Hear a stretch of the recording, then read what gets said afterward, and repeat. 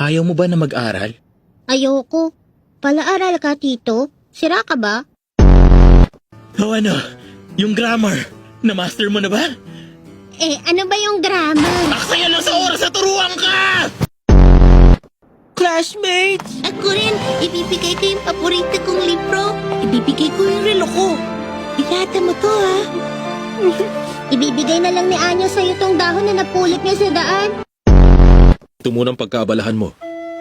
Ginagamit namin to sa examinations.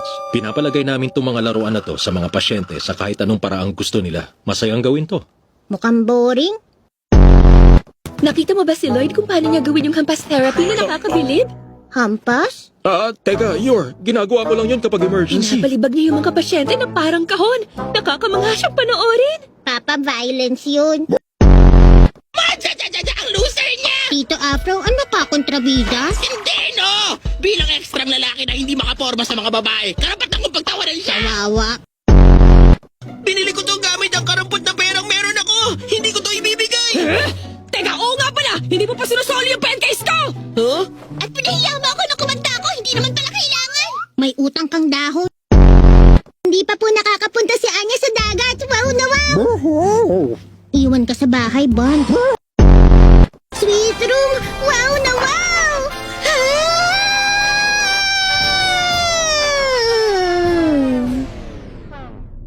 Nagkamali tayo ng pinuntahan, kulungan to eh. Hindi dito yun. Dito yun. Papa, bilisan natin maglibot-libot bago pa tuluyang lumubog ang bansa. Dahil ako sa Sickle and Chain Barnaby. At kahit kailan hindi ko pinapatakas ang target ko. Siya si Sickle and Jade Barnaby! Sino yun?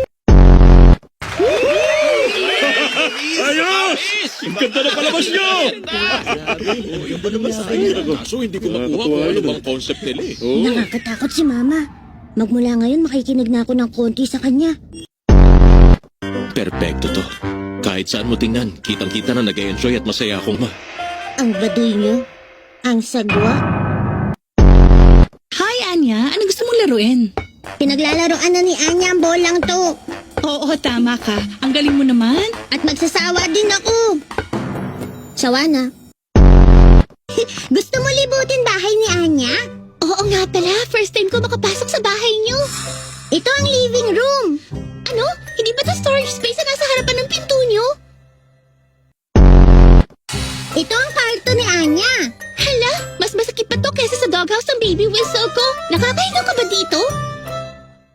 Huwag ka na nga lang maglibot.